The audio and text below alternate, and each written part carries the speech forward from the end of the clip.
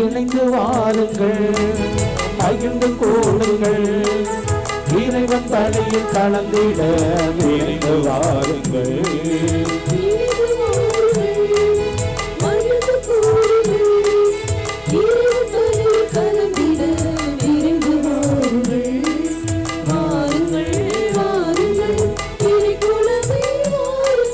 வானதேவன் பணியில் கலந்திடவே வாருங்கள்.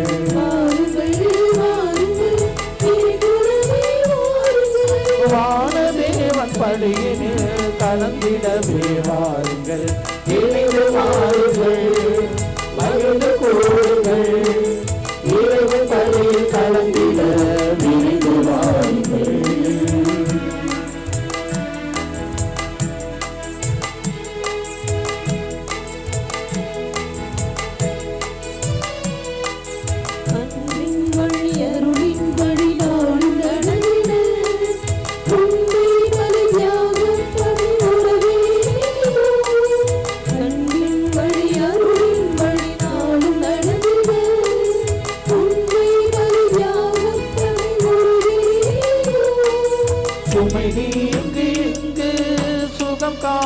கூடுவோம், பொருள் வாழ்வை நீக்கியே அருள் வாழ்வை தேடுவோம். மகிழ்ந்து வாழ இணைந்து வாருங்கள், மகிழ்ந்து கூடுங்கள், இறைவன் பணியில் கலந்திட விரைந்து வாருங்கள். இணைந்து வாருங்கள், மகிழ்ந்து கூடுங்கள், இறைவன் பணியில் கலந்திட விரைந்து வாருங்கள்.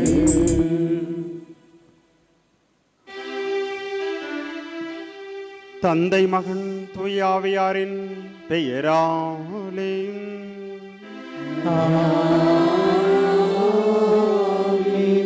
நம் ஆண்டவராகிய இயேசு கிறிஸ்துவின் அருளும் கடவுளின் அன்பும் தூயாவியாரின் தோழமையும் உங்கள் அனைவரோடும் இருப்பதாக.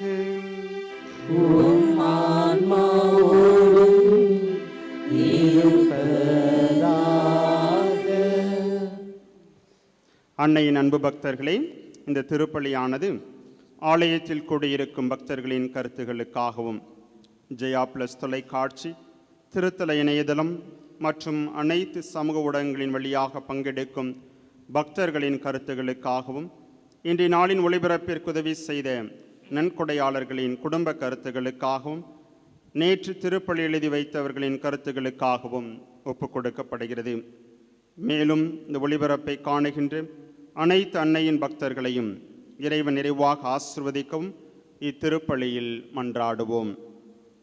Dear devotees, this Mass is offered for all the faithful gathered here and those who are participating through Jaya Plus, Shine Web TV, as well as other social media, and in a special way for all the sponsors of this live telecast Mass, and those who wrote their Mass intentions yesterday, and all the devotees of Our Lady of Health Velangani who are watching the same. கிறிஸ்து இயேசுவில் பிரியமான சகோதர சகோதரிகளே, ஆரோக்கிய அன்னையினுடைய அன்பு பிள்ளைகளே, நாம் அனைவரும் ஒரே குடும்பமாக இணைந்து ஆண்டவருடைய தியாக பள்ளியாம் திருப்பள்ளியை நிறைவேற்றி இங்கே குழுமியிருக்கின்றோம். நம்முடைய உள்ளங்களிலே இரண்டு வகையான எண்ணங்கள். ஒன்று, கடவுள் ஆரோக்கிய தாயின் வழியாக செய்த அனைத்து நன்மைகளுக்கும் நன்றி செலுத்த வேண்டும். எனவே நன்றி செலுத்துகின்ற மனநிலையோடு நாம் இந்த திருப்பலியிலே கலந்து கொண்டிருக்கின்றோம். இரண்டாவது, ஆண்டவருடைய ஆசீர்வாதம் ஆரோக்கிய தாயின் வழியாக நம்முடைய தனிப்பட்ட வாழ்விலும் குடும்ப வாழ்விலும் பொது வாழ்விலும் நிலைத்து நீடித்திருக்க வேண்டும் என்று ஜெபிப்பதற்காக வந்திருக்கின்றோம். எனவே இரண்டாவதாக ஜெபிக்கின்ற வேண்டுகின்ற மனநிலையோடு இந்த திருப்பலியிலே குழுமியிருக்கின்றோம். எனவே இந்த திருப்பலியை நன்றி பள்ளியாகவும் வேண்டுதல் பள்ளியாகவும் ஒப்பு கொடுத்து நாம் கடவுளுடைய பிள்ளையாக ஆண்டவருடைய ஆசீர்வாதத்தை அன்னையின் வழியாக தொடர்ந்து பெற்றுக்கொள்ளக்கூடிய மக்களாக வாழ வரவேண்டி இந்த திருப்பலியிலே சிறப்பாக ஜெபிப்போம்.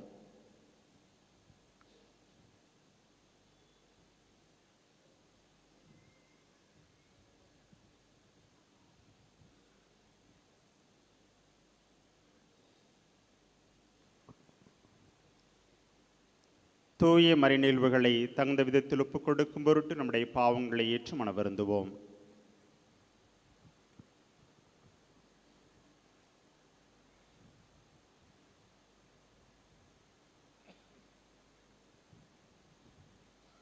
எல்லாம் உள்ள இறைவனிடமும் சகோதர சகோதரிகளே, உங்களிடமும் நான் பாவியனை ஏற்றுக்கொள்கின்றேன். ஏனெனில் என் சிந்தனையாலும் சொல்லாலும் செயலாலும் கடமைகள் தவறியதாலும் பாவங்கள் பல செய்தேன். என் பாவமே, என் பாவமே, என் பெரும் பாவமே. ஆகையால் எப்பொழுதும் கண்ணியான புனித மரியாவையும் வானதூதர் புனிதர் அனைவரையும் சகோதர சகோதரிகளே உங்களையும் நம் இறைவனாகிய ஆண்டவரிடம் எனக்காக வேண்டிக் கொள்ள மன்றாடுகின்றேன். எல்லாம் உள்ள இறைவன் நம் மீது இரக்கம் வைத்து நம் பாவங்களை மன்னித்து நம்மை நிலை வாழ்வுக்கு அழைத்துச் செல்வாராக. ஆமென்.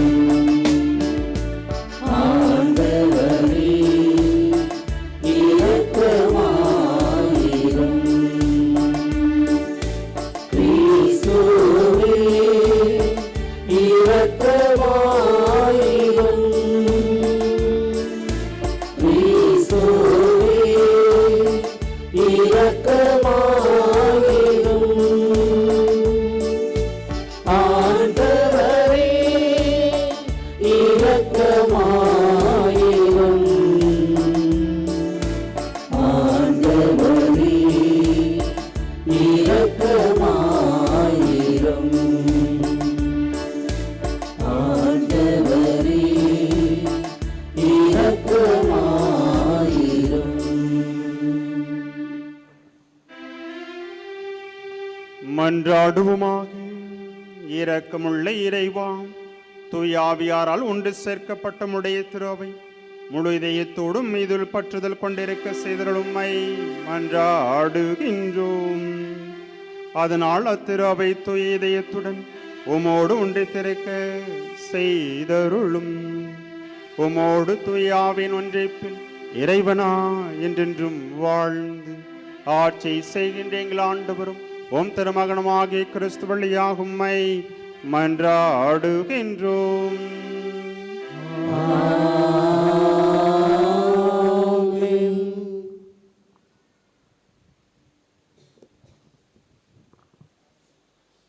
முதல் வாசகம். திருத்தூதர் பணிகள் நூலிலிருந்து வாசகம். பவுல் எபேசு சபையின் மூப்பர்களிடம் கூறியது: தமது சொந்த இரத்தத்தால் தமதாக்கி கொண்ட கடவுளின் திருச்சபையை மேய்ப்பதற்கு தூய ஆவியார் உங்களை கண்காணிப்பாளராக ஏற்படுத்தியுள்ளதால் உங்களையும் மந்தை முழுவதையும் கவனமுடன் காத்து கொள்ளுங்கள். உங்களை விட்டு நான் சென்ற பின்பு கொடிய ஓநாய்கள் உங்களுள் நுழையும் என்பது எனக்கு தெரியும். அவை மந்தையை தப்பி விடாதவாறு தாக்கும். உங்களிடமிருந்து சிலர் தோன்றி சீடர்களையும் தம்மிடம் திசை திருப்பும் அளவுக்கு உண்மையை திரித்து கூறுவர். எனவே விழிப்பாயிருங்கள். 3 ஆண்டு காலமாக அல்லும் பகலும் இடைவிடாது கண்ணீரோடு நான் உங்கள் ஒவ்வொருவருக்கும் அறிவுறுத்தி வந்ததை நீங்கள் நினைவில் கொள்ளுங்கள். இப்போதும் நான் உங்களை கடவுளிடம் ஒப்படைக்கிறேன். அவரது அருள் வார்த்தைக்கும் கட்டுப்படுவீர்களாக. அவ்வார்த்தை வளர்ச்சியையும் தூயோர் அனைவருக்கும் உரிய உரிமை பேற்றையும் உங்களுக்கு தரவல்லது. எவருடைய பொன்னுக்கோ வெள்ளிக்கோ ஆடைக்கோ நான் ஆசைப்பட்டதில்லை. என்னுடைய தேவைகளுக்காகவும் என்னோடு இருந்தவர்களுடைய தேவைகளுக்காகவும் இந்த என் கைகளை உழைத்தன என்பதை நீங்கள் அறிவீர்கள். இவ்வாறு பாடுபட்டு உழைத்து நலிவுற்றோருக்கு துணை நிற்க வேண்டும் என்று அனைத்திலும் உங்களுக்கு வழிகாட்டினேன். அதோடு பெற்றுக்கொள்வதை விட கொடுத்தலே பேருடைமை என்று ஆண்டவர் இயேசு கூறியதை நினைவு கூறுங்கள் என்று கூறினேன். இவற்றை சொன்ன பின் அவர் முழந்தாள் படியிட்டு அவர்கள் எல்லோரோடும் சேர்ந்து இறைவனிடம் வேண்டினார். பின் எல்லாரும் பவுலை கட்டுத்தழுவி முத்தமிட்டு கதறி அழுதனர். இனிமேல் நீங்கள் என் முகத்தை பார்க்கப் போவதில்லை என்று அவர் கூறியது அவர்களுக்கு மிகுந்த வேதனை அளித்தது. பிறகு அவர்கள் கப்பல் வரைக்கும் சென்று அவரை வழி அனுப்பி வைத்தனர். ஆண்டவர் வழங்கும் அருள்வாக்கு. இறைவனுக்கு நன்றி. திருப்பாடல் 68 பதிலுரை. உலகிலுள்ள அரசர்களே, கடவுளை புகழ்ந்தேத்துங்கள்.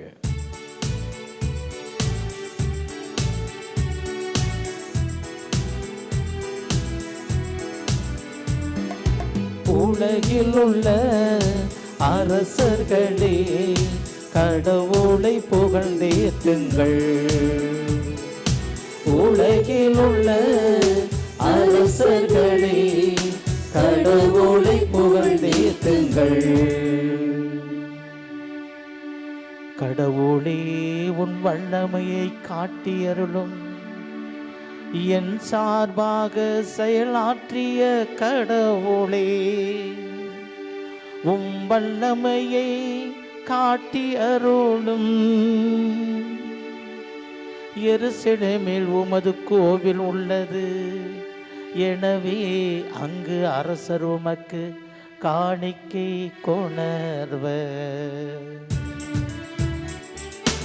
உலகிலுள்ள அரசர்களே, கடவுளை புகழ்ந்தேத்துங்கள்.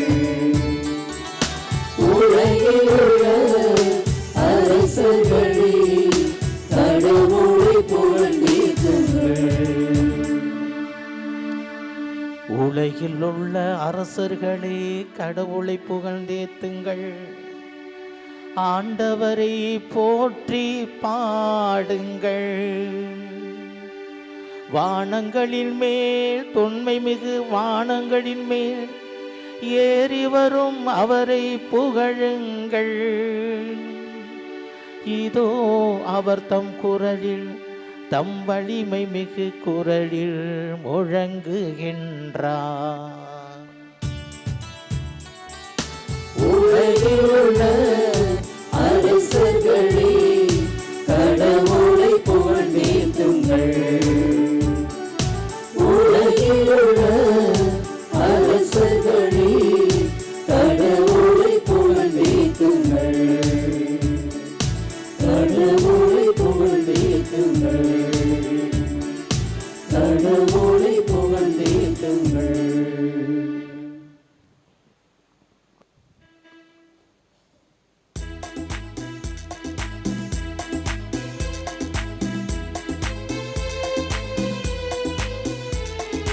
அல்லேலூயா, அல்லேலூயா, அல்லேலூயா, அல்லேலூயா, அல்லேலூயா, அல்லேலூயா, அல்லேலூயா, அல்லேலூயா, அல்லேலூயா, அல்லேலூயா.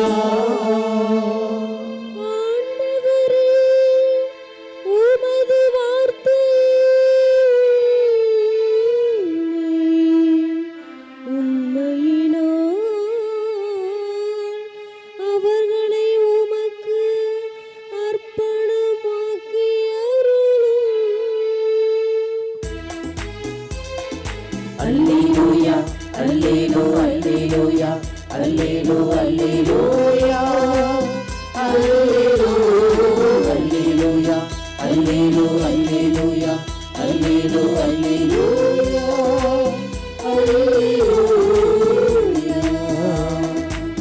அல்லேலூயா.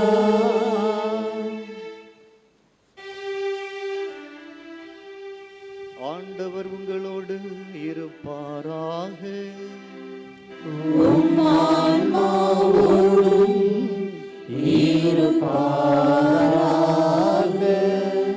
தூய யோவான் எழுதிய நற்செய்தியிலிருந்து வாசகம். ஆண்டவரே, மாட்சி உமக்கே. இயேசு வானத்தை அண்ணாந்து பார்த்து வேண்டியது: தூய தந்தையே, நாம் ஒன்றாய் இருப்பது போல் அவர்களும் ஒன்றாய் இருக்கும்படி நீர் எனக்கு அளித்த உம் பெயரின் ஆற்றலால் அவர்களை காத்தருளும். நான் அவர்களோடு இருந்தது போது நீர் எனக்கு அளித்த உம் பெயரின் ஆற்றலால் அவர்களை காத்து வந்தேன், நன்கு பாதுகாத்தேன். அவர்களுள் எவரும் அழிவுறவில்லை. மறைநூலில் எழுதியுள்ளது நிறைவேறும் வண்ணம் அழிவுக்குரியவன் மட்டுமே அழிவுற்றான். இப்போது உம்மிடம் வருகிறேன். என் மகிழ்ச்சி அவர்களுள் நிறைவாக இருக்கும்படி நான் உலகில் இருக்கும்போதே இதை சொல்கிறேன். உம் வார்த்தையை நான் அவர்களுக்கு அறிவித்தேன். நான் உலகை சார்ந்தவனாய் இல்லாதது போல் அவர்களும் உலகை சார்ந்தவர்கள் அல்ல.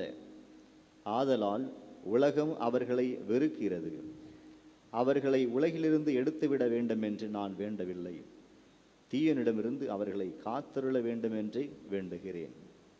நான் உலகை சார்ந்தவனாய் இல்லாதது போல் அவர்களும் உலகை சார்ந்தவர்கள் அல்ல. உண்மையினால் அவர்களை உமக்கு அர்ப்பணமாக்கியருளும். உமது வார்த்தையே உண்மை. நீர் என்னை உலகிற்கு அனுப்பியது போல நானும் அவர்களை உலகிற்கு அனுப்புகிறேன். அவர்கள் உண்மையினால் உமக்கு உரியவராகும்படி அவர்களுக்காக என்னையே உமக்கு அர்ப்பணமாக்குகிறேன். இது கிறிஸ்துவின் நற்செய்தி. கிறிஸ்துவே உமக்கு புகழ்.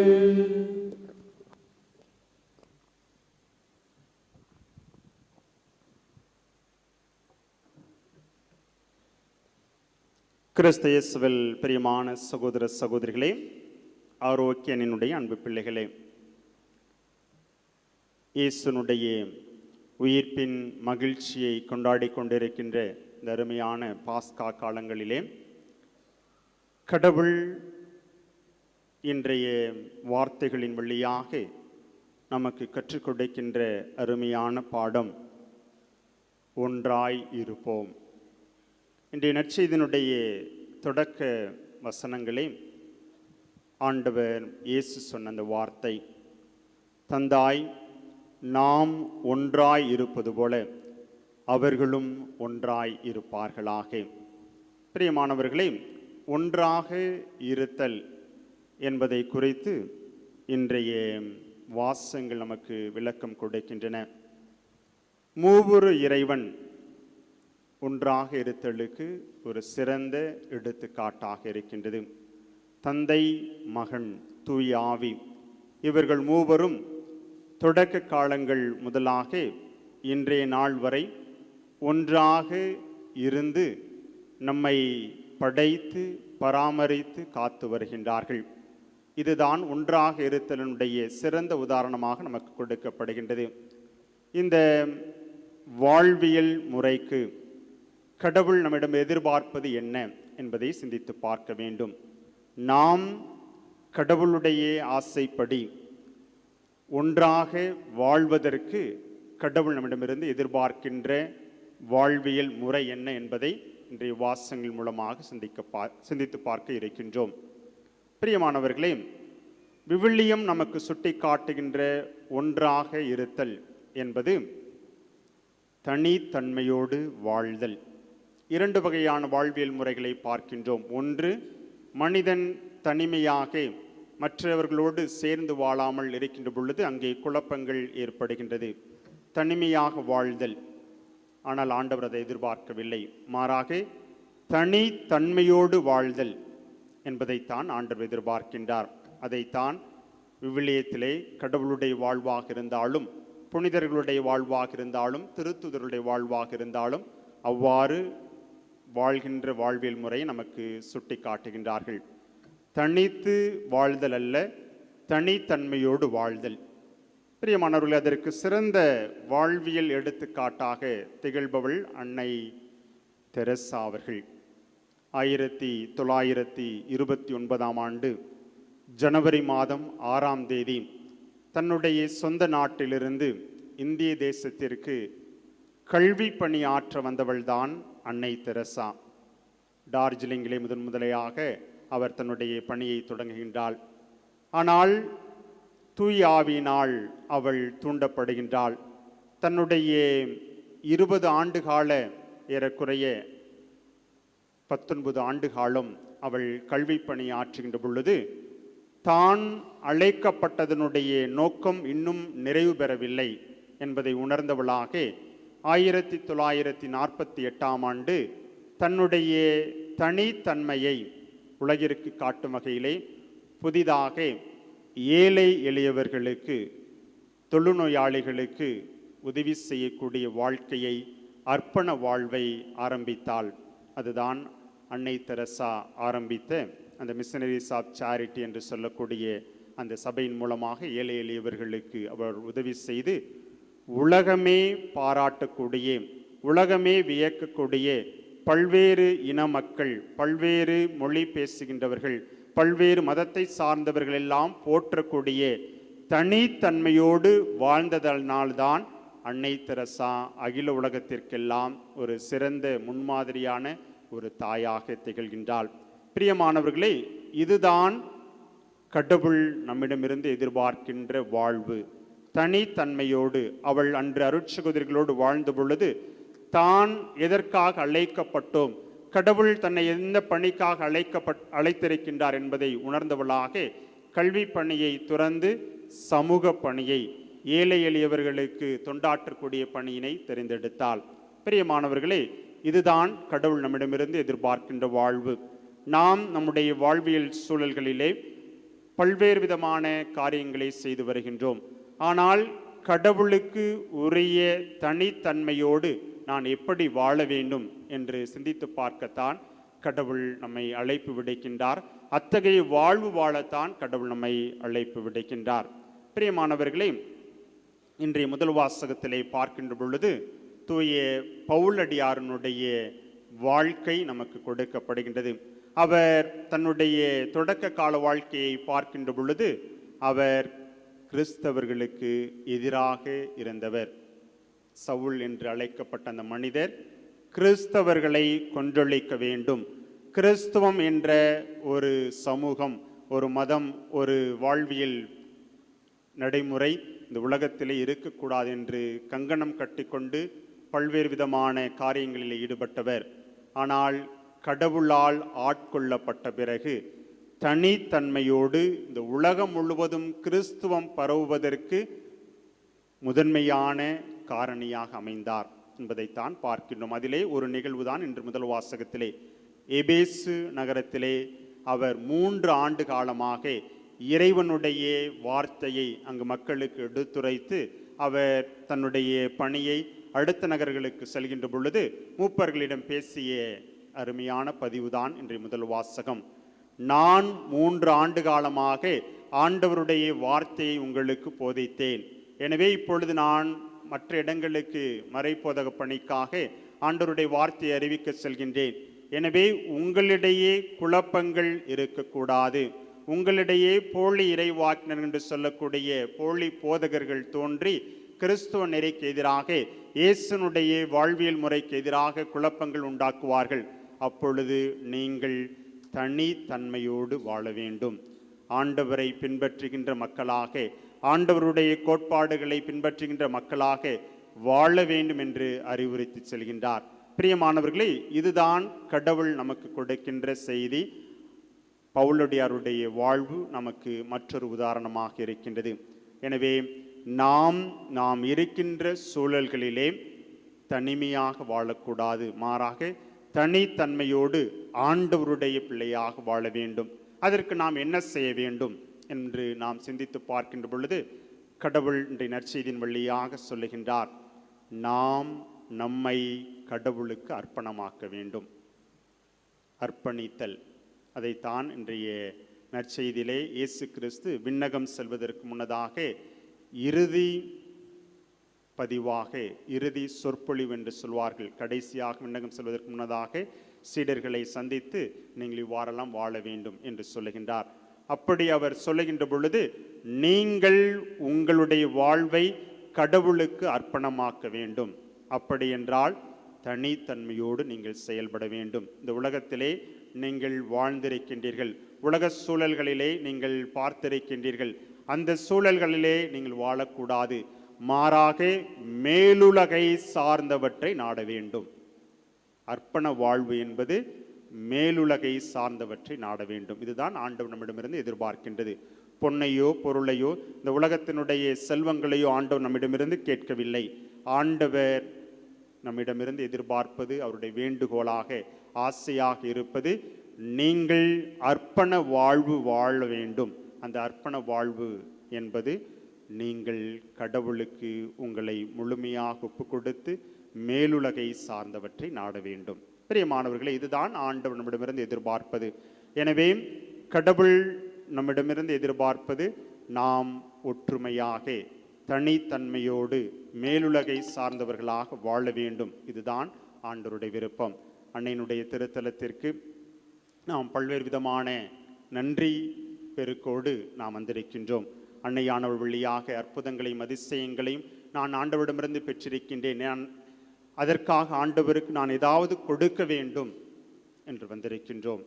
கடவுள் அன்னையின் வழியாக எதிர்பார்க்கின்ற காணிக்கை, உங்களிடமிருந்து எதிர்பார்ப்பது நீங்கள் தனித்தன்மையோடு மேலுலகை சார்ந்தவற்றை நாட வேண்டும் என்பதைத்தான் எதிர்பார்க்கின்றார். எனவே நாம் கொடுக்கின்ற சிறந்த காணிக்கை, கடவுளுக்கு கொடுக்கின்ற சிறந்த அன்பளிப்பு என்னவென்றால் நம்முடைய இதயம்தான். பழைய ஏற்பாட்டிலே சொல்லப்படுகின்றது, எரிபலிகளும் நறுமண பலிகளும் எனக்கு அருவருப்பை ஊட்டுகின்றன, மாறாக உங்களிடமிருந்து கனிந்த உள்ளத்தை எதிர்பார்க்கிறேன் என்று சொல்லுகின்றார். எனவே ஆண்டவர் ஆரோக்கிய தாயின் வழியாக நம்மிடமிருந்து எதிர்பார்க்கின்ற காணிக்கை அன்பளிப்பு என்ன என்றால் கனிந்த உள்ளம். கனிந்த உள்ளம் என்றால் அர்ப்பண வாழ்வு வாழ்கின்ற உள்ளம், மேலுலகை சார்ந்தவற்றை நாடுகின்ற உள்ளம். அதை கடவுள் நம்மிடமிருந்து எதிர்பார்க்கின்றார். எனவே அன்பிற்குரிய சகோதர சகோதரிகளே, நாம் நம்முடைய வாழ்க்கையிலே கடவுளுக்கு உரியவற்றை நாம் நாட வேண்டும். அதற்காகத்தான் கடவுள் நமக்கு ஒரு துணையாளரை அனுப்புவேன் என்று உறுதிமொழி கூறுகின்றார். நான் எப்படி வாழ முடியும் என்று கேள்வி கேட்கின்றோம். தனித்தன்மையோடு மேலுலகை சார்ந்தவற்றை நான் எப்படி நாட முடியும் என்றெல்லாம் நாம் கேள்வி கேட்கின்ற பொழுது அதற்கும் ஆண்டவர் பதில் சொல்கின்றார். நீங்கள் கவலைப்பட வேண்டாம், நான் விண்ணகம் சென்றாலும் உங்களுக்கு துணையாளரை அனுப்புவேன். அவர் உங்களுக்கு எப்படி வாழ வேண்டும் என்று கற்பிப்பார். அதனால்தான் சீடர்களுக்கு அவர் அறிவுரை சொல்கின்ற பொழுது, உங்களை தொழுகை கூடங்களிலும் மூப்பர்கள் முன்பாக நிறுத்துகின்ற பொழுது என்ன பேச வேண்டும், எப்படி நடந்து கொள்ள வேண்டும் என்று அஞ்ச வேண்டாம். நீங்கள் ஜெபியுங்கள், தூய ஆவியார் உங்களுக்காக பேசுவார், உங்களுக்காக வழக்காடுவார், உங்களுக்காக போராடுவார் என்ற அருமையான ஆறுதல் தருகின்ற ஊக்கம் கொடுக்கின்ற வார்த்தையை ஆண்டவர் நமக்கு விட்டு செல்கின்றார். அவர் விண்ணகம் சென்றாலும் தூய ஆவியானவரின் வழியாக நம்மை வழிநடத்தி கொண்டிருக்கின்றார். எனவே கடவுள், உயிர்ப்பின் கடவுள் நமக்கு சொன்ன வார்த்தை, அஞ்சாதிருங்கள், உலகம் முடியும் வரை என்னாலும் உங்களோடு இருக்கிறேன் என்று சொல்லியிருக்கின்றார். எனவே தனித்தன்மையோடு கடவுளுக்கு உரிய வாழ்க்கையை, அர்ப்பண வாழ்க்கையை, மேலுலகை சார்ந்த வாழ்க்கையை வாழ்வதற்கு தூய ஆவியார் என்னோடு இருக்கின்றார் என்று உறுதியான மனநிலையோடு பயணிக்கின்ற பொழுது நம்முடைய வாழ்வு ஆசீர்வாதம் நிறைந்த வாழ்வாக, அடுத்தவர்களை ஆண்டவருக்கு உரிய வழியிலே நடத்துகின்ற வாழ்வாக அமையும் என்பதிலே மாற்றமில்லை. எனவே தொடர்ந்து நாம் அன்னையின் வழியாக ஆண்டவரிடம் ஜெபிப்போம். ஆண்டவரே, நான் இன்றைய நாளிலே இந்த அருமையான அன்னையினுடைய திருத்தலத்திலே முடிவெடுத்திருக்கின்றேன். நான் தனித்தன்மையோடு வாழ்வேன், அர்ப்பண வாழ்வை வாழ்வேன், மேலுலகை சார்ந்தவற்றை வாழ்வேன். அதற்காக நீ எனக்கு வாக்களித்திருக்கின்ற தூய ஆவியை என்னிடம் அனுப்பி என்னை புனிதப்படுத்து, என்னை அபிஷேகம் செய் என்று ஆண்டவரிடம் தொடர்ந்து மன்றாடுவோம். அதற்கு அன்னையானவள் பரிந்துரை செய்வாளாக. ஆமென்.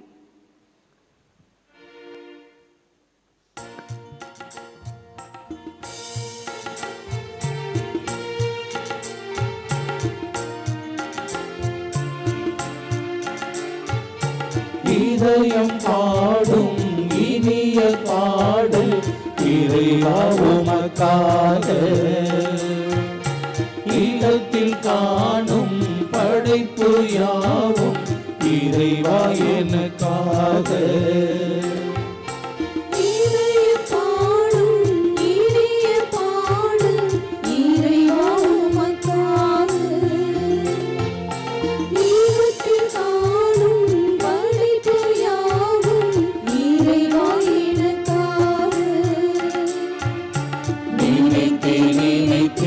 நான் உந்தன் காணிக்கை நினைத்தே நினைத்தே நான் தர அனைத்தும் உந்தன் காணிக்கை என் இதயம் பாடும் இனிய பாடல் இறைவா உமக்காக. அன்புமிக்க சகோதர சகோதரிகளே, உங்களுடையதும் என்னுடையதுமான இப்பலி எல்லாம் உள்ள தந்தையாக இறைவனுக்கு ஏற்றதாகும்படி மன்றாடுங்கள். ஆண்டவர் தமது பெயரின் புகழ்ச்சிக்காகவும் ஆட்சிக்காகவும் நமது நன்மைக்காகவும் புனித திரு அவை அனைத்து நலனுக்காகவும் உமது கையிலிருந்து இப்பலியை ஏற்றுக்கொள்வாராக. ஆண்டவரையும் கட்டளைகளாலும் தூயமறை நிகழ்வுகளாலும் நிறுவப்பட்ட பள்ளிகளை நிறைவேற்றிக்கொள்ளமை மன்றாடுகின்றோம். நாங்களும் அக்கு ஏற்ற ஒளியும் புரிந்து கொண்டாடப்படும் பணியினால் தூய்மையாக்கப்பட்டு உம்முடைய மீட்பின் நிறைவை பெற தகுதி பெறுவோமாக. எங்கள் ஆண்டவராகிய கிறிஸ்து வழியாக உம்மை மன்றாடுகின்றோம்.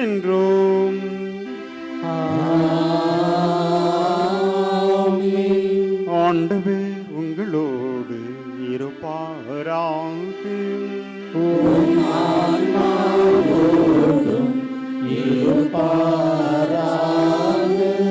இதயங்களை மேலே எழுப்புங்கள்.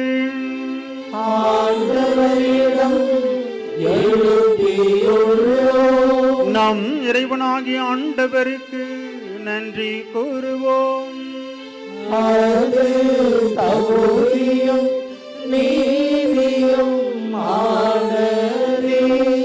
ஆண்டவரே, காலத்தில் உம்மை புகழ்ந்துரைப்பதும் எல்லாவற்றிற்கும் மேலாக எங்கள் பாஸ்காவாகிய கிறிஸ்து வழியான சிறப்பான காலத்தில் உம்மை இன்னும் மிகுதியாக வாழ்த்தி போற்றுவதும் மெய்யாகவே தகுதியும் நீதியும் ஆகும். எங்கள் கடமையும் மீட்புக்குரிய செயலுமாகும். கிறிஸ்து எங்களுக்காக இன்னும் தொடர்ந்து தம்மை கையளித்து உம்முடைய திருமுன்னிடையராது பரிந்து பேசி எங்களை பாதுகாத்து வருகின்றான். பலியான அவர் இனிமேல் சாக மாட்டான். கொலை செய்யப்பட்ட அவர் என்றென்றும் வாழ்கின்றான்.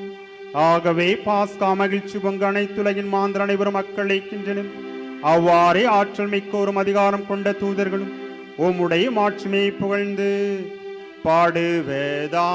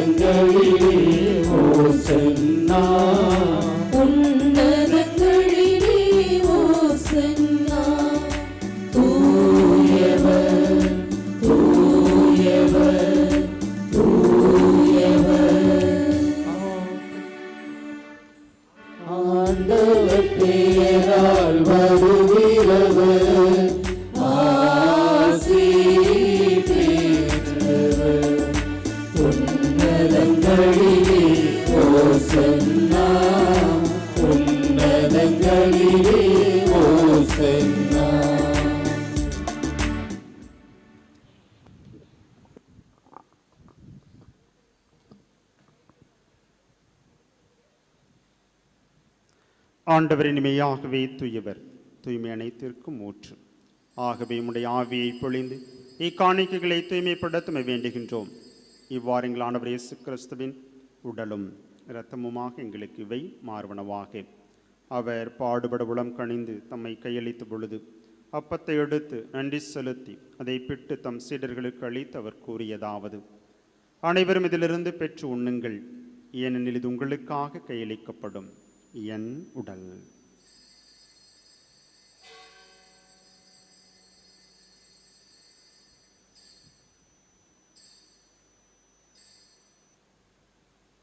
அவ்வண்ணமே இரவிருந்தி அருந்திய பின் கிண்ணத்தை எடுத்து மீண்டும் நன்றி கூறி தம் சீடர்களுக்கு அளித்து அவர் கூறியதாவது: அனைவரும் இதிலிருந்து பெற்று பருகுங்கள். ஏனெனில் இது புதிய நிலையான உடன்படிக்கைக்குரிய இரத்தத்தின் கிண்ணம். இது பாவ மன்னிப்பிற்கென்று உங்களுக்காகவும் பலருக்காகவும் சிந்தப்படும். இதை நினைவாக செய்யுங்கள்.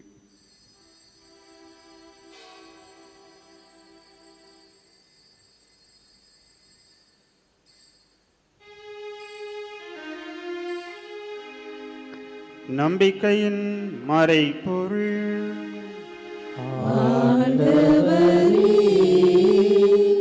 நீர் வருமளவும் உமது இறப்பினை அறிக்கையிடுகின்றோம். உமது உயிர்ப்பினையும் எடுத்துரைக்கின்றோம். ஆகவே ஆண்டவரே, நாங்கள் கிறிஸ்துவின் இறப்பினையும் உயிர்ப்பினையும் நினைவு கூர்ந்து வாழ்வு தரும் அப்பத்தை மீட்பளிக்கும் கிண்ணத்தை உமக்கு ஒப்புக் கொடுக்கின்றோம். ஓம் திருமண் என்று உமக்கு ஊழியம் புரிய தகுந்தவர்களை எங்களை ஏற்றுக்கொண்டேன். எனவே உமக்கு நன்றி செலுத்துகின்றோம். மேலும் கிறிஸ்துவின் உடலிலும் இரத்தத்திலும் பங்குள்ளும் எங்களை தூய ஆவியார் ஒன்று சேர்க்க வேண்டும் என உம்மை தாழ்மையோடு மன்றாடுகின்றோம். ஆண்டவரை, உலகெங்கும் பரவி இருக்கும் உமது திரு அவையை நினைவு கூர்ந்தருளும். எங்கள் திருத்தந்தை லியோ, எங்கள் ஆயர் சகாயராஜ், எல்லா திருநிலையினர் ஆகிய அனைவரோடும் உமது திரு அவை அன்பில் நிறைவு பெறச் செய்தருளும். மேலும் உயர்த்தலும் எதிர்நோக்குடன் தொழில் கொள்ளும் எங்கள் சகோதர சகோதரிகளையும் இறந்தோர் அனைவரையும் இரக்கத்துடன் நினைவு கூர்ந்து உமது திருமுக ஒளியினுள் ஏற்றருளும். எங்கள் அனைவர் மீதும் இரக்கமாயிரும். கடவுளின் கன்னி தாயான புனித மரியா, அவருடைய கணவரான புனித யோசேப்பு, புனித திருத்தூதர்கள், இவ்வுலகில் உமக்கு உகந்தவராய் இருந்தோர் ஆகிய புனிதர் அனைவருடனும் நாங்கள் நினைவாழ்வில் பங்கு கொள்ளும் தகுதி பெற்று உம் திருமகன் இயேசு கிறிஸ்து வழியாக உம்மை புகழ்ந்தேத்து மரமருள உம்மை மன்றாடுகின்றோம்.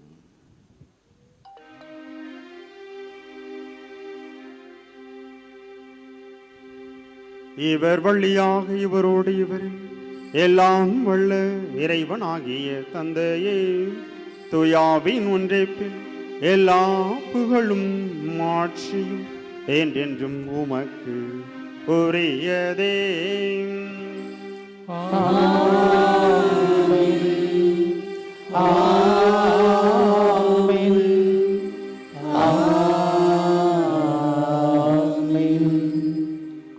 மீட்பரின் கட்டளையால் கற்பிக்கப்பட்டு இறைபடிப்பினையால் பயிற்சி பெற்று நாம் துணிந்து பாடுவோம்.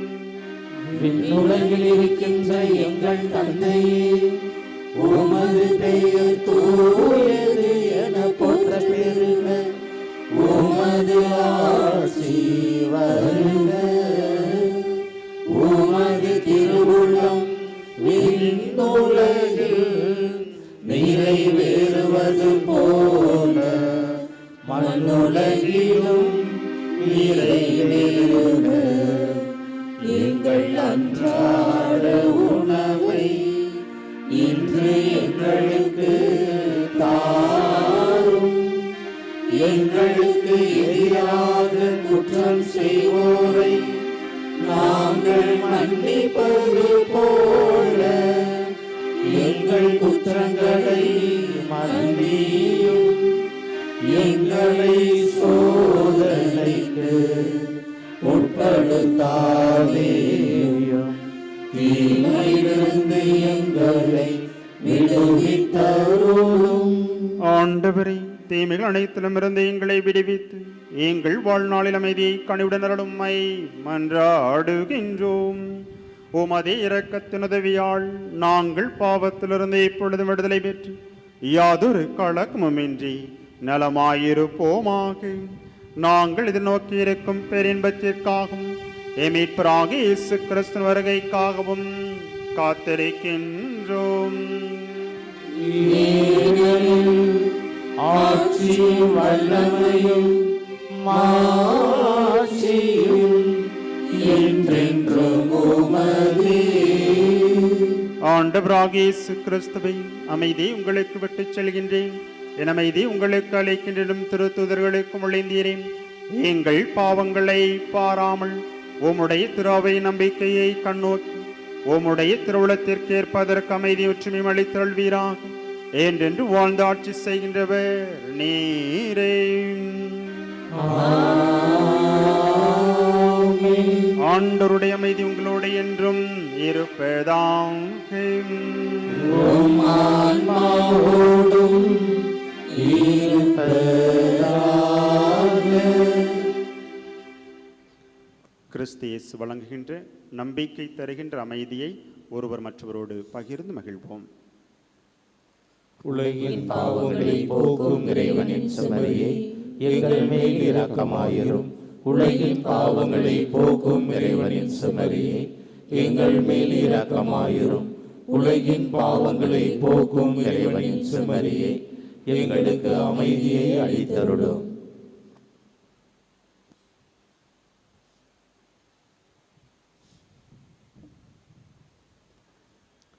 இதோ இறைவனின் செம்மறி, உலகின் பாவங்களை போக்குகின்றவர். நம் ஒவ்வொருவரையும் ஆரோக்கிய தாயின் வழியாக ஆசிர்வதித்து வழிநடத்துகின்ற உண்மையான தெய்வம். இவருடைய திருவிருந்திற்கு அழைக்க பெற்ற நாம் அனைவரும் பேறு பெற்றோர். ஆண்டவரே, நீர் இல்லத்தில் எழுந்தருள நான் தகுதியற்றவன். ஆனால் ஒரு வார்த்தை மட்டும் சொல்லி அருளும், எனது ஆன்மா நலமடையும்.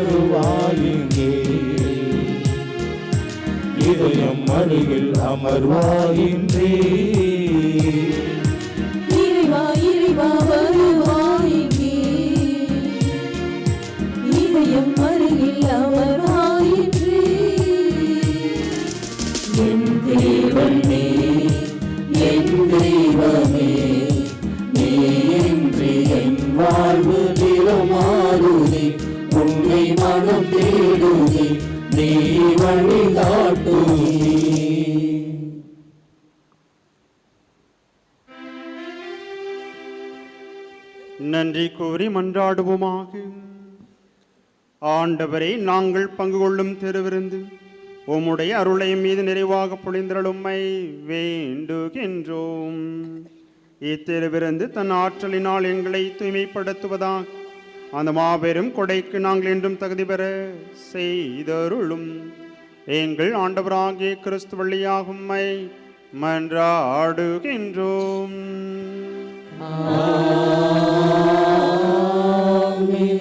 ஆண்டவர் உங்களோடு இருப்பாராக. உம் ஆன்மாவோடும் இருப்பாராக. புனித ஆரோக்கிய அன்னையின் ஆசீர் பெற மண்டியிட்டு மன்றாடுவோம். ஆற்றலும் அன்புமிக்க இயேசுவை கையிலேந்தி காலமெல்லாம் கடலோரம் காத்திருக்கும் புனித ஆரோக்கிய அன்னையே, இப்பேராலயத்தில் கூடியிருக்கும் பக்தர்கள் மற்றும் இணையதளம் சமூக ஊடகங்கள் வழியாக பங்கேற்கும் அனைவரையும் ஆசிர்வதியும்.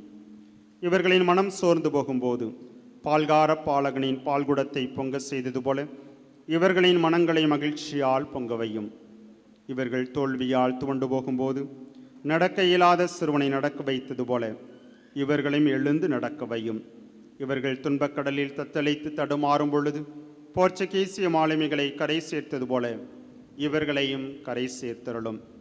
வரம் பெற்று தரும் புனித ஆரோக்கியனின் ஆசீர் உங்களோடு என்றும் தங்குவதாக. May Jesus touch you and heal you through the loving hands of his dear mother, Our Lady of Vilankanni. எல்லாம் வல்ல இறைவன் தந்தை மகன் தூயாவி உங்கள் ஒவ்வொருவரையும் குடும்பங்களையும் ஆரோக்கியனின் வழியாக ஆசீர்வதிப்பாராக.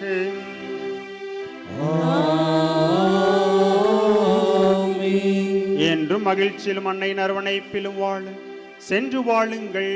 வாழ்வின் பழி தொடர்கின்றது. இறைவனுக்கு நன்றி.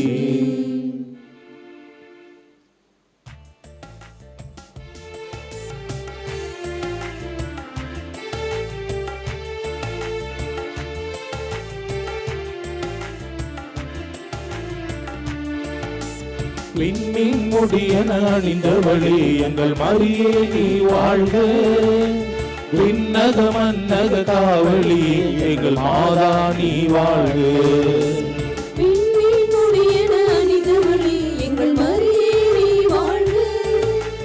விண்ணக மன்னக காவலி எங்கள் மாதா நீ வாழ்க. அம்மா நீ வாழ்க, அமளிய நீ வாழ்க, அடைக்கலமே வாழ்க, எங்கள் ஆறுதலே வாழ்க. அம்மா நீ வாழ்க, அமளிய நீ வாழ்க, அடைக்கலமே வாழ்க, எங்கள் ஆறுதலே வாழ்க. விண்மீன் முடியன அணிந்தவளே எங்கள் மரியே நீ வாழ்க. விண்ணக மன்னக காவலி எங்கள் மாதா நீ வாழ்க.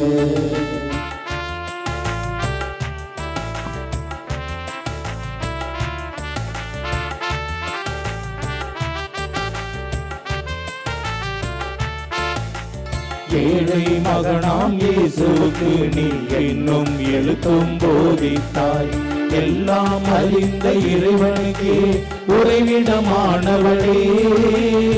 ஏழை மகனாம் இயேசுவுக்கு நீ இன்னும் எழுதும் போதித்தாய். எல்லாம் அறிந்த இறைவனுக்கே உறைவிடமானவளே. பிள்ளைகள் எம்மை கண்பாரும் அறிவில் கரை சேரும். பிள்ளைகள் எம்மை கண்பாரும் அறிவில் கரை சேரும்.